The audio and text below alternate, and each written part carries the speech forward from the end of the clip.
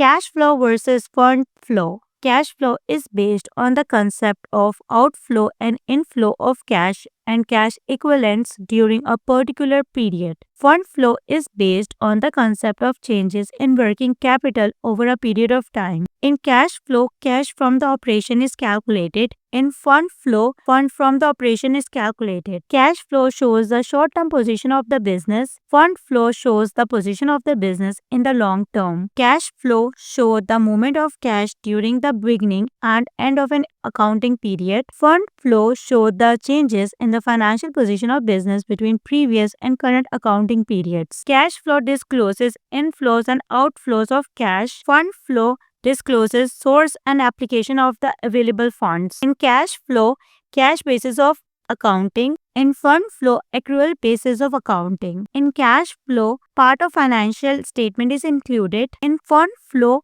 part of financial statement is not included. Cash flow is used for cash budgeting. Fund flow is used for capital budgeting.